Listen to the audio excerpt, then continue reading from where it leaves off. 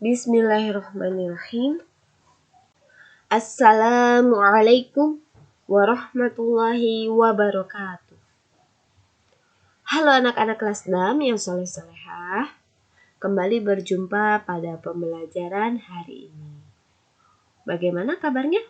Semoga kalian semua selalu dalam keadaan sehat, semangat belajarnya, dan semoga kalian semua selalu dalam perlindungan Allah Subhanahu wa Ta'ala.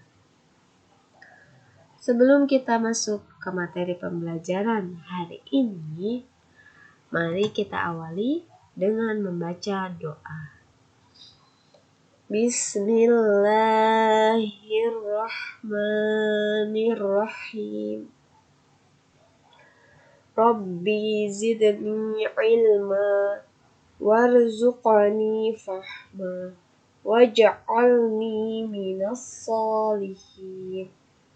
Ya Allah, tambahkanlah aku ilmu dan berilah aku kemampuan untuk memahaminya. Dan jadikanlah aku termasuk golongan orang-orang yang saleh. Amin. Beberapa pekan sebelumnya kita pernah belajar tentang ASEAN. Kali ini kita akan belajar tentang bentuk kerjasama negara ASEAN. Sebagai pengingat, ASEAN merupakan singkatan dari Association of Southeast Asia Nations, yang dimana ASEAN ini didirikan pada tanggal 8 Agustus 1967 dengan pendiri pada awalnya ada 5 negara. Ada yang masih ingat negaranya apa saja? Ya, ada negara Indonesia yang diwakili oleh Adam Malik, ada Singapura yang diwakili oleh S. Rajaratnam, ada negara Filipina yang diwakili Narcisco Ramos, lalu ada Malaysia yang diwakili oleh Tun Abdul Razak, dan yang terakhir ada negara Thailand yang diwakili oleh Tanat Khoman. Dalam era globalisasi sekarang ini, negara-negara semakin memiliki keleluasan dalam menjalin kerjasama, baik itu dalam bidang ekonomi, bidang politik, sosial, budaya, maupun pendidikan. Karena pada dasarnya memang globalisasi merupakan suatu fenomena yang tidak dapat dibendung lagi, di mana sudah tidak ada lagi kendala untuk melakukan mobilisasi baik dalam bentuk produk, jasa, buruh, maupun modal. Telah disinggung bahwa ada kata globalisasi. Lalu apa globalisasi itu? Globalisasi adalah proses masuknya ke ruang lingkup dunia yang disebabkan oleh adanya perkembangan teknologi, alat komunikasi, maupun alat transportasi. Atau dengan kata lain, proses penyebaran sesuatu secara meluas hingga ke seluruh dunia. Tentunya globalisasi ini berpengaruh sangat besar bagi kemajuan teknologi dan kemudahan dalam berbagai hal. Dan pengaruhnya sudah merambah ke seluruh aspek kehidupan manusia. Sebagai contoh, adanya kemudahan untuk memperoleh produk dari negara lain. Misalnya saja makanan, pakaian, dan lain-lain sebagainya. Adapun ciri-ciri dari globalisasi, yaitu yang pertama adanya keterbukaan dalam segala bidang. Yang kedua, meningkatnya perdagangan antar negara. Yang ketiga, terjalinnya hubungan sosial budaya. Yang keempat, terjadi pola hubungan antar manusia dan antar bangsa. Dan yang terakhir, ada saling membantu penyelesaian masalah. Telah disinggung, globalisasi memungkinkan beragam produk. Misalnya saja ada makanan dari negara lain. Begitu juga makanan dari Indonesia yang dapat dinikmati oleh warga di negara lain. Hal ini tentunya dapat terjadi karena adanya dua negara yang melakukan kerjasama dalam bidang ekonomi dengan komoditas makanan atau bahan pangan. Kerjasama ini tidak hanya terjalin di antara dua negara saja, tetapi juga ada yang terjalin di antara negara-negara anggota ASEAN. Globalisasi inilah yang menjadi pendorong Indonesia juga menjalin kerjasama dengan negara-negara anggota ASEAN. Berikut ini bentuk kerjasama ASEAN dalam berbagai bidang. Yang pertama ada bidang sosial budaya. Bentuk kerjasamanya yang pertama, diadakannya kegiatan ASEAN Youth Volunteer Program, di mana kegiatan ini bertujuan untuk menggerakkan para relawan muda agar pada masa depan dapat memberikan solusi yang inovatif terhadap tantangan regional yang dihadapi negara-negara ASEAN. Kegiatan ini telah diselenggarakan sejak tahun 2013, di mana peran Indonesia yaitu pernah menjadi tuan rumah pada penyelenggaraan di tahun 2017. Yang selanjutnya ada program pertukaran pelajar. Misalnya saja pada program ACTS, yaitu ASEAN Credit Transfer System, yang merupakan program pertukaran pelajar yang diselenggarakan oleh AUN, yaitu ASEAN University Network bagi universitas-universitas di negara-negara anggota ASEAN. Selanjutnya ada dibentuknya Komite Budaya dan Informasi yang bernama Komite on Culture and Information atau disingkat COCI. COCI ini COCI bertugas untuk meningkatkan kesadaran ASEAN serta memajukan identitas regional dan solidaritas di antara penduduk di kawasan Asia Tenggara. Komite ini biasanya mengadakan program-program seperti pertukaran kebudayaan di antara negara-negara anggota ASEAN dan juga adanya pelatihan peningkatan keterampilan. Selanjutnya ada penyelenggaraan pesta olahraga 2 tahun sekali yang diselenggarakan setiap 2 tahun sekali melalui SEA Games, yaitu Southeast Asian Games. Dan peran Indonesia pernah menjadi tuan rumah pada beberapa tahun. Di antaranya ada tahun 1979, 1987, 97, 2011. Selanjutnya, ada peningkatan kesejahteraan, program peningkatan kesehatan, baik itu makanan dan obat-obatan, dan juga penandatanganan kesepakatan bersama di bidang pariwisata ASEAN, atau dengan kata lain, ASEAN Tourism Agreement. Nah, kerjasama ASEAN di bidang sosial budaya ini pada dasarnya biasa dikenal dengan ASCC atau ASEAN Socio-Cultural Community. ASEAN Socio-Cultural Community ini bertujuan untuk memberikan kontribusi dalam mewujudkan komunitas ASEAN yang berorientasi pada individu-individu dan bertanggung jawab secara sosial dengan misi untuk mendapatkan solidaritas dan persatuan baik antar individu maupun antar anggota negara dari ASEAN itu sendiri. Sehingga kerjasama ini termasuk dalam komunitas di dalamnya ada budaya, seni dan informasi, manajemen bencana, pendidikan, lingkungan, ada perkembangan desa, ada terkait ketenaga kerjaan, mengatasi kemiskinan, kesejahteraan sosial, dan juga adanya kerjasama jasa para pemuda. Beberapa organisasi yang ada di ASEAN Sociocultural Community ini diantaranya ada organisasi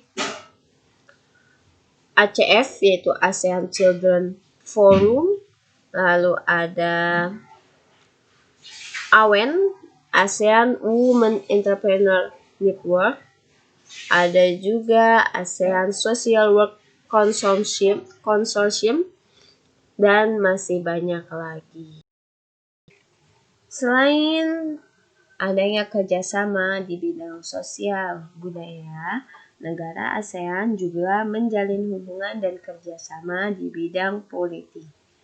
Salah satu bentuk kerjasama tersebut adalah dibentuknya Organisasi Masyarakat Politik Keamanan ASEAN atau APSC. Tujuan dibentuknya APSC ini atau APSC adalah untuk mempercepat kerjasama di bidang politik dan keamanan ASEAN, sehingga perdamaian di kawasan Asia Tenggara dapat diwujudkan.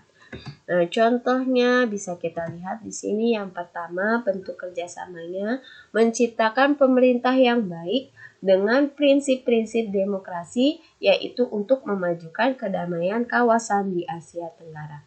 Yang kedua, mendorong kemajuan kerjasama di bidang maritim ASEAN. Yang ketiga, melakukan deklarasi ZOFAN. ZOFAN itu sendiri merupakan singkatan dari Zone of Freedom, Zone of Peace, Freedom, and Neutrality, atau dengan kata lain, perjanjian kawasan damai, bebas, dan netral dari pengaruh negara di luar ASEAN. Selanjutnya, menjalin kerjasama dengan negara-negara di luar ASEAN. Lalu, penandatanganan perjanjian persahabatan dan kerjasama sebagai upaya ASEAN untuk mempertahankan perdamaian dan keamanan regional. Selain itu juga yang terakhir bentuk kerjasamanya dengan meningkatkan kekuatan ASEAN dengan mempererat hubungan dan mengurangi perselisihan. Salah satu peranan Indonesia yang berperan aktif khususnya dalam bidang politik yaitu menjadi penengah dan memfasilitasi dalam penyelesaian konflik beberapa negara. Dan juga Indonesia berperan dalam pembentukan Komunitas Keamanan ASEAN atau ASC, yaitu ASK. Selain di bidang politik dan keamanan, tentunya kerjasama negara ASEAN juga terbentuk dalam bidang iptek. Terutama di era globalisasi ini yang tidak lepas dari kemajuan teknologi, sehingga teknologi juga sangat diperlukan dalam kehidupan sehari-hari. Dalam bidang iptek atau ilmu pengetahuan dan teknologi, negara-negara di Asia Tenggara yang tergabung dalam organisasi ASEAN juga melakukan kerjasama, yaitu bentuk kerjasamanya dibentuknya ASEAN Committee on Science and Technology atau disingkat ASEAN COST atau ASEAN COST.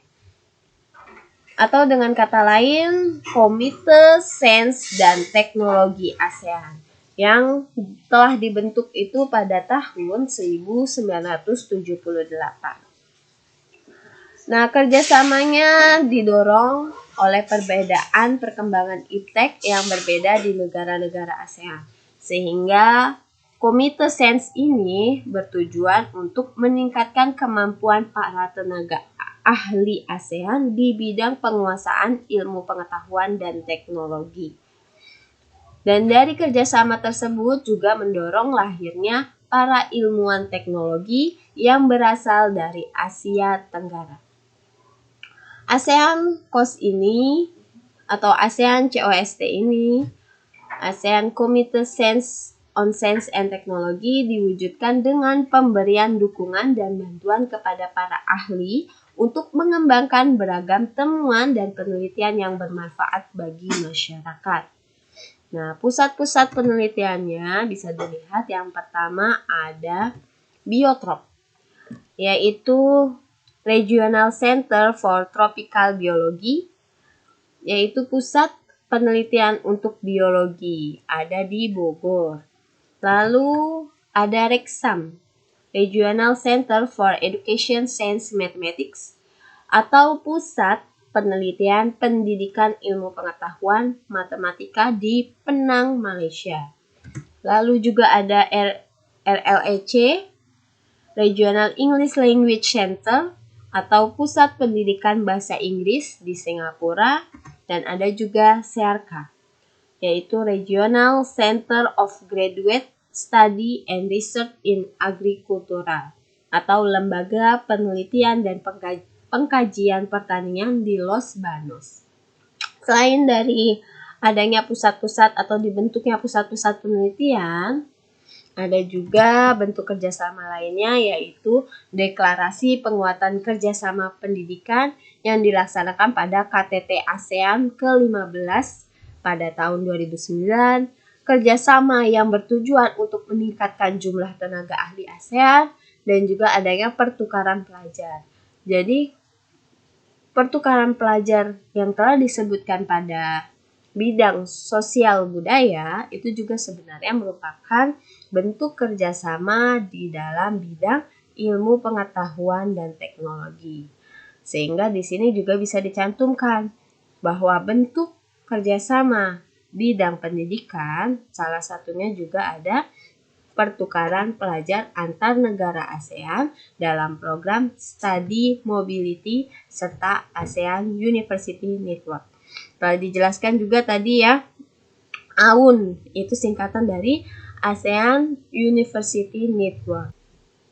Dan AUN ini sendiri, pembentukan AUN yaitu ASEAN University Network, itu merupakan jaringan kerjasama antar universitas terkemuka di ASEAN, di mana AUN ini dibentuk dengan tujuan memajukan SDM, sumber daya manusia, khususnya dengan memperkuat jaringan kerjasama antar universitas dan lembaga pendidikan di ASEAN.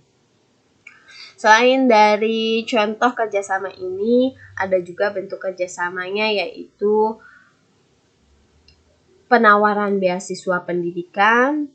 Sebagai contoh saja, Singapura memberikan beasiswa latihan pengolahan jasa pelabuhan udara, kesehatan, dan keselamatan kerja industri, komunikasi, bahan, dan lain-lain.